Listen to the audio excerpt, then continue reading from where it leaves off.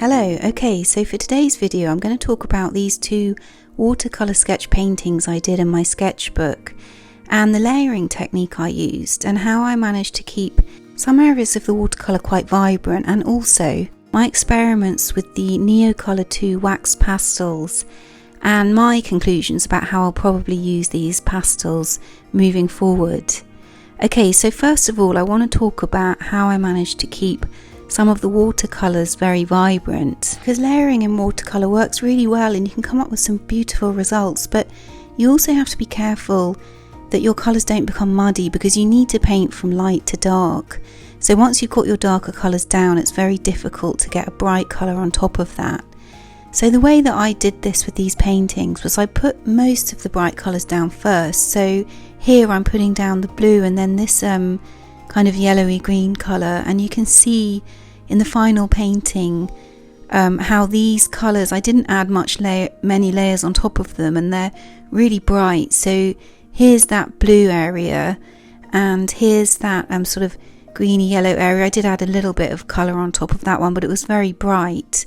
I'm going to write the colours that I used in the description, but here I went in with a brown madder, and for this area here I actually ended up going over it afterwards and lifting off some of the paint, which I'm going to show. But this area here I didn't do much to it, and that showed through in the final painting, and you can see that here. So as you can see, that colour really looks quite bright, and that's because you're seeing the white paper shining through. So you just wouldn't achieve that if you tried to put that brown madder over some colours underneath. It just wouldn't be so bright. Now those lines I'm adding in, I'm able to do that because I've added a medium to the watercolour called Aqua Pasto, because I knew that I wanted these paintings to look quite textured, and that's helped me to add texture.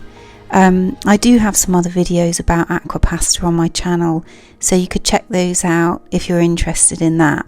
Now I added quite a lot of layers to these paintings, and I was really being quite experimental because I wanted to also use the Neocolor 2 wax pastels afterwards to see how much I could add layers on top of the final pieces. So I'm speeding this up quite a bit and showing it just for fun, but I'm not going to go into too much detail about every aspect of these paintings. But we get to a part here where again I added some quite bright colours, and I did do a bit of layering, but I really kept the layers quite light. I'll just put the music up while I show this part.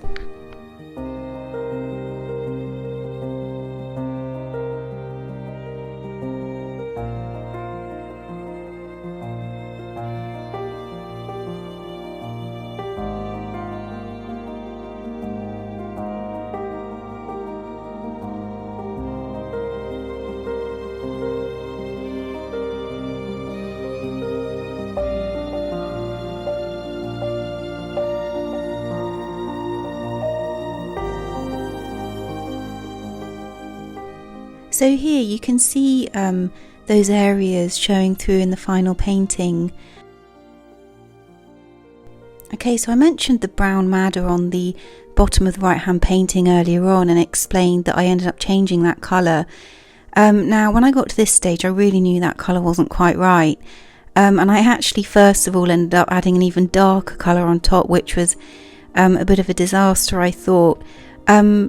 But you can lift off watercolour paint. You have to get a clean brush with lots of water, and you just put the water over the area, and then you get a clean paper towel, and you just take the paint away. And I ended up putting a burnt sienna over that area, and I also ended up really liking the bottom of that painting. And at one point I really felt like it was becoming a bit of a disaster, so it just goes to show that it's really worth persevering with painting sometimes, and it's also really worth experimenting.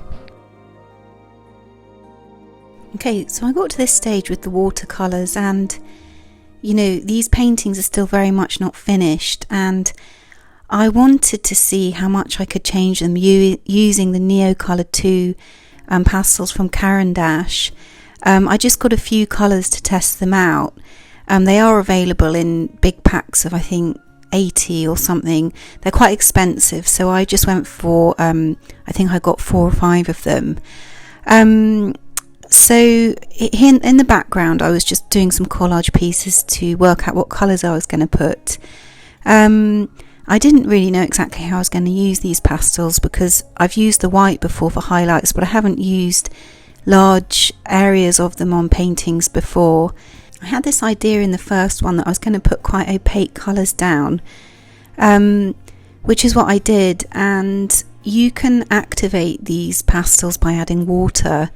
And they are quite opaque, so I was quite interested by that, but I didn't absolutely love the result of this painting on the left. I felt like those blocks of colour where I really put the pastel down in quite a heavy amount, it was just too much, and I don't think it's how I would use these pastels with my watercolour. I think maybe for a smaller area it might work. So for example, something like this. So even though I didn't really love the painting on the left, I did think that there was potential because I quite like that sort of cropped area. I think the blocks I put were just too dominant and too opaque. So for the painting on the right, I put a tiny bit of this light blue colour down, and I used a much lighter touch, and it was much more translucent than the blocks on the left, and I liked it, so I decided to do a bit more of this and cover up the green area in the middle, which I didn't really like. And when I did this, I applied the pastel directly to the paper, and I also used the brush to apply some of the pastel. It just jumped a bit there because I didn't press record, and I also scored into the surface a bit with a knife.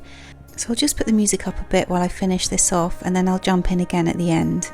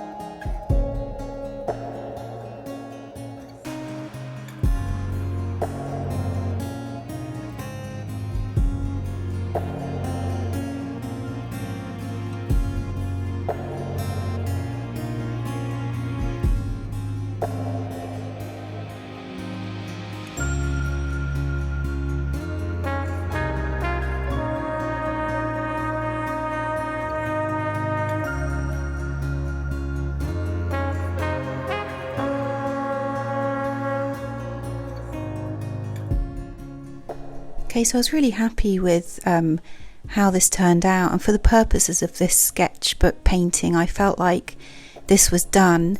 I really like these sort of translucent layers and the way that I've been able to alter the look of the watercolour underneath, but with lighter colours, which you couldn't achieve with watercolour. So overall I was really happy with these two sketchbook paintings. I think that it was probably sort of cropped areas of each one that I was the most pleased with. So I really hope you've enjoyed this demonstration, and that you might feel inspired to use Neocolor 2 pastels if you haven't used them already.